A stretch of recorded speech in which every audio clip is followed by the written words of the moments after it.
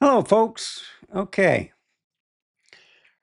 this is the old mic stand I had on the in the office. I removed one arm, and that way I don't have to bend it and stuff like that. It's a perfect spot. I did have the Rode Mic Pro or whatever, but that was too bulky, and I don't like anything in front or when I place my coffee cup down. I don't want anything blocking it, or I could hit it by accident. This is out of the way. I can type on the keyboard, which you can't see. That I fixed the Nikon Z6 III. It was the cable.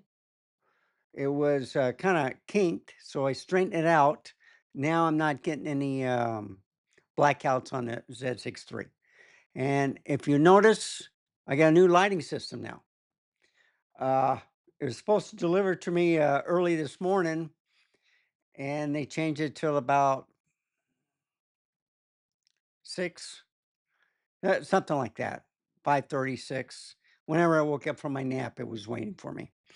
But I did get a new tool, which I'm pushing right now. So I went and got the car safety hammer. It's a 2-in-1. All right. It cuts seat belts, and it also breaks your window. Now, I like this a little bit better than the one that I've had that I showed you. Okay. I got that for Christmas. I have a yellow one somewhere in a tool bag. But anyway, and that was the original one. So let's show a little bit closer to it. Car safety hammer. There's different brands out there, but I'm going to open it up real quick. It's by SMOSUN, Smosun. Okay.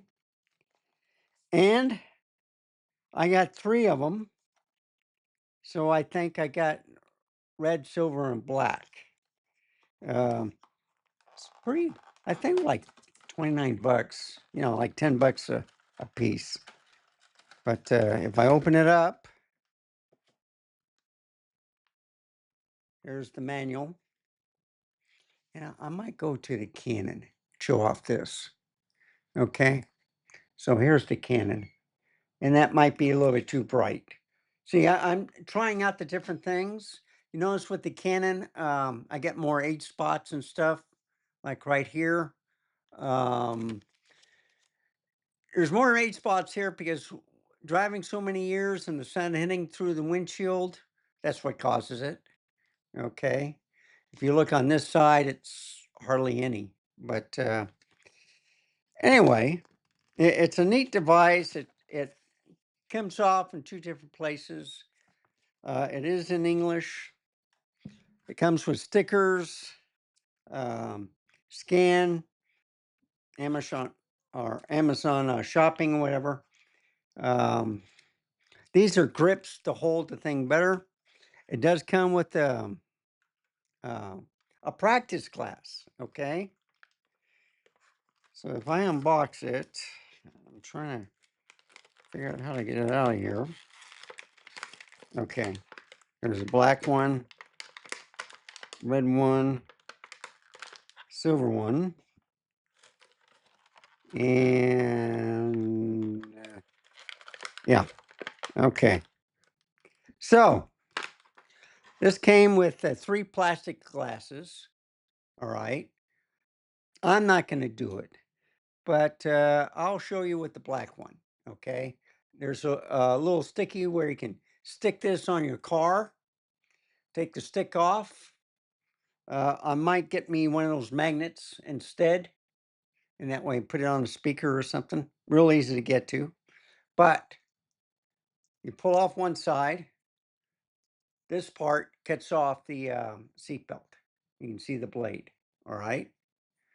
So go that way. And then the other side is the hammer. But it's not a hammer that you notice. So what you do is you push on this against the glass. All right. And then a little thing pops out. I think that's what's supposed to happen.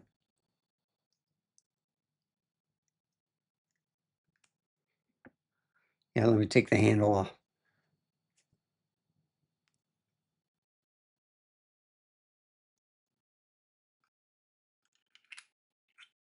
Yeah, let me put this back on.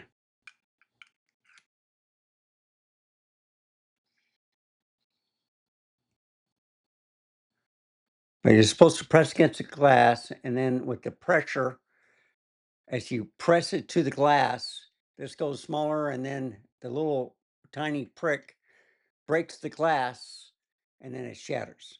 And you only do it when you're underneath water. Okay. If you do it above the water, what happens is glass is going to go everywhere. Okay. The newer cars are supposed to prevent that. But anyway, safety first. I could do a demo, but I think you can find this on the internet, which they do show demos of how doing it. So I got 3 different glasses that came with this. You can put a sticker on it for a grip, okay? And that might be easier to hold. And it comes with 8 of them, and I only had 3 of them, so I don't know. But put the cap on, put it on the caddy. All right, so you just pull it off and then go to work. I got red, black, and silver. Okay. So I always say carry one on your person, have one in the car, or maybe your partner, whatever, have one, and then you have one in the car. Okay. And then you just have to stay calm when um you're in that type of situation. I think it goes like this. Yeah. So, new light. Okay. And I'm going to show you a little bit about that. I'm putting these back in.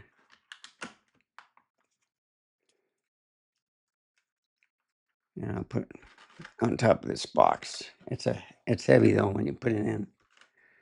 Okay. That's because of the glass. So this comes with a remote control. The problem with stuff built in China, I know they mean well. They do have different languages, but the instructions didn't help at all. They show 2 screws and 3 bolts. All right. The bolt that was supposed to go on the bottom, I guess it's 1, and then they added 2 more. Okay. Wouldn't fit because the drill wasn't strong enough. But it did come with 2 small screws, cross thread screws, where I put 1 in the bottom and then 1 in the middle section. This is like 29 inches high. And then you can bend the top. And what I like about this also is you make Y out of it. Okay. Uh, and also you can turn it off, turn it back on. You can have the different types of lights.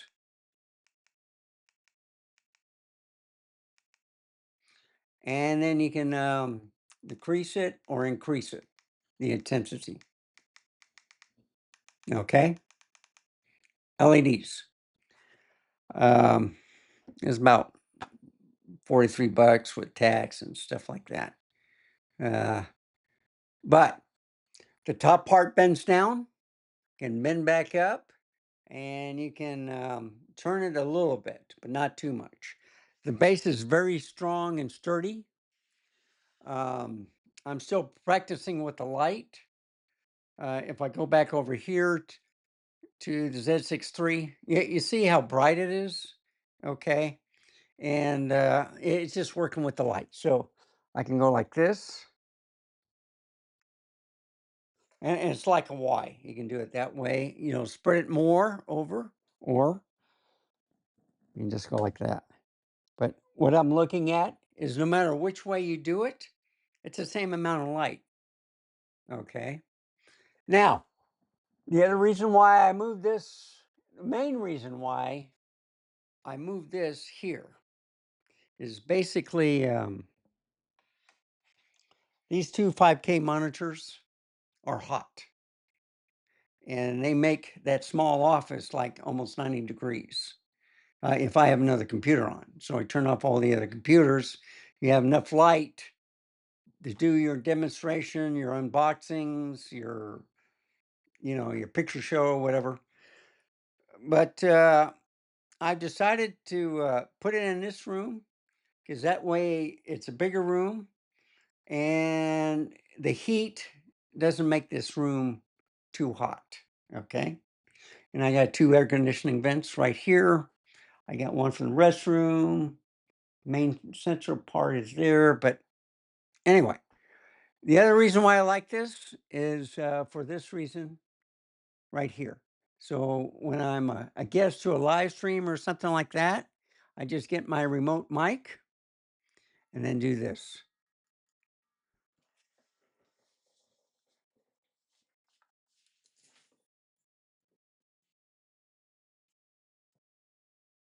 I can watch everything there. I can relax. I can put a little heat on, get my back taken care of. And I look still pretty good. I'm still in the light. I mean, I can put on another light right here, for more light, or I can put the ceiling light on. All right. So now I'm a little bit brighter. Okay. But it's not overpowering.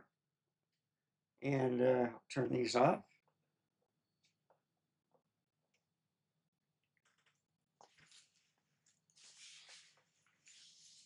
And I'm back over here.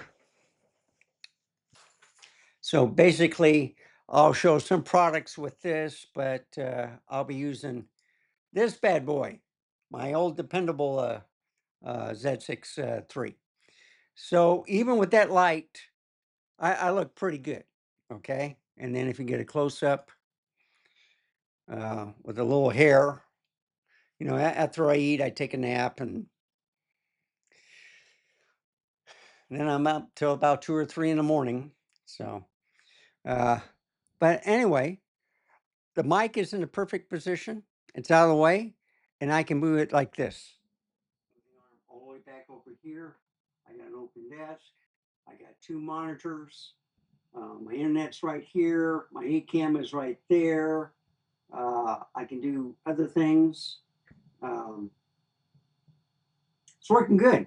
So the computer's right in the center. I have like the sensor like this, and then caddy corner to fit on this desk. I have less tabletop space than the other one, but it's not as cramped. Okay. So I moved the Intel 5K iMac into that room, and it takes up less space. I can put more junk on that table or more stuff, whatever. And then it's, the office stays cooler. So it's amazing how you walk into a place and you can notice the difference between 2 to 3 degrees immediately, even with the computer on. Okay. So I'm pretty happy. Thank you. Here am I talking and I forget to bring the mic back. So I'm pretty happy with this setup. I even got a printer with my M4 Pro Mac Mini. And yeah, I'm still thinking about the hub, but I like the NVMe in there. I don't have to plug in the SD card or the, if I don't have my external storage with me, I'll just put it on the internal one and then transfer it when I do bring the storage. And then I put all the video files on that external storage. And then when it's filled up, I just put it in it and then I get another one. And I put another stick in that caddy. Works fantastic. It's great for transferring files too. faster than the USB-C or USB stick, storage stick. And anyway, things are looking up. The camera's working good. It hasn't freezed out one time. And the R5 II. I might change it out to the R6 II because I want to get what I like is having the Z8 and the R5 II competing with each other, the 45 megapixels. I also got the same situation with the Panasonic S1R2. That's a 44 megapixel. I got the Sony A7CR and the Leica Q3, 161 and 160 megapixel cameras. So I got the big boys in cases ready to go for a shoot. I have the backups like with the R8, instead of using the R6 II, I'm sorry, with the R5 II for the backup would be the R8 because the R6 II would be here. And then with the Panasonic, with the S1R2, I have the S9 or the SL2S. Okay. The S9 is a lot smaller. And the only other thing was on the Sony, I do have the ZVE10s, you know, but I also have the Sony A6700 on that. So I'll probably use the A6700 because it has stabilization as a backup to the Sony A7CR.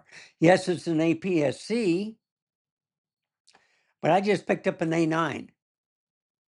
So that'll probably be my backup right there.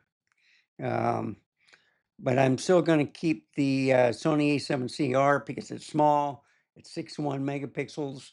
I got rid of the A7R5 because it was too big and bulky. So the 8.9 is still a great camera. I've just put up a video with springtime flowers and enjoyment. Okay. Shot from the A9 with the 24 to 240 all-in-one kit lens. Well, it's not a kit lens, but it's an all-in-one, and it was just gorgeous. I could get bokeh at 240 millimeters about what? You're about 20 centimeters away from the subject. That's how close I could get. It wasn't a macro, but still, it was sharp, and then you can see the bokeh behind the trees and stuff. I did a lot of crepe myrtles today, so things are coming together. I'm happy. I'm still looking for my one Rode Wireless Go mic. I put it somewhere and I can't find it. And that's the only thing that bugs me. That and my um, the little bubble leveler. I still haven't found that in a car. But every time I turn, I hear something rattle. So I know it's in there somewhere. I just can't find it. But and I'm hoping it's not in the air conditioning vent because it was that small. I could have, when I hit it, it disappeared. I didn't think it would go in the vent. I thought it went on the top where the dash was, but it wasn't there. So those are the two things that bother me. And anyway, uh, get prepared for summer. It's going to be a hot one. I love the rain. The flowers are out. It's beautiful. It's gorgeous. I got fantastic lighting. And this is zoomed out. No, this is zoomed in. This is zoomed out. And you can see little Wanda. She likes it better on the bed than down in the office. So anyway, let me put it back over here. Thank you for watching. Oh, and I sent Peter Gregg this little mount right there that Mr. Camera Junkie was showing. So I used this link. I ordered some. I gave one to Peter and his brother George. It's metal, magnetic. It's great. I've used it for car vlogs. I got a metal speaker, the speaker in the center, and it doesn't move. So I've done quite a few car videos with this, and I'm happy. So I don't have affiliates or anything like that. I Since I'm retired, I want to get up and leave. The reason why I haven't done any live streams is I might do one now and then, but nothing every week. Okay, I want to keep it open. I think of ideas that way I can get up, go to a certain town, take some pictures, talk a little bit about the town, come back and share it with you. That's what I want to go more into. I'm going to do more traveling and basically that's about it on the news. Um, on the equipment and stuff, B&H told me that the half camera is out of stock.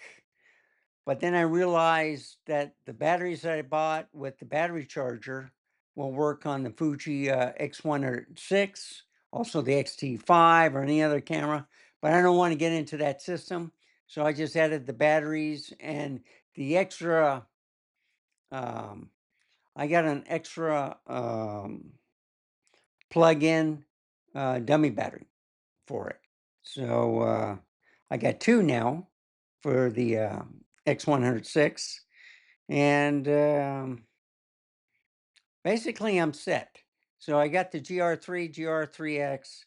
I got that so-called 44 megapixel Minolta camera. I got the my film cameras. You know, the Canon AE1, the Nikon FM3A. I got a Kodak one. Um, so I got all sets. I even had the Nikon one first mirrorless little tiny 1-inch sensor cameras with the interchangeable lenses, and they're pretty neat. And I got dummy batteries for all my cameras, so I can go out for a shoot, or if it's in the studio, I got it ready. On the Nikon for the backup of, let's say, the Z8, I got the Z5 II and the ZF. All right. I want to leave the Z6 III in here because it has the ProRes. It makes me look better. The Z5 II and the ZF doesn't have that. Okay. And so the Z6 III, a little bit more. I will take it off now and then. I might get me another one. I don't know. I'm trying to look at this camera compared to the Panasonic. What is it? The Panasonic One 2. Okay, not the E, but the 2. Uh, that looks like a pretty interesting camera. Yes, it's more expensive than the Z6 III, but there's quite a few enhancements on that. So I'm on the fence with both of those.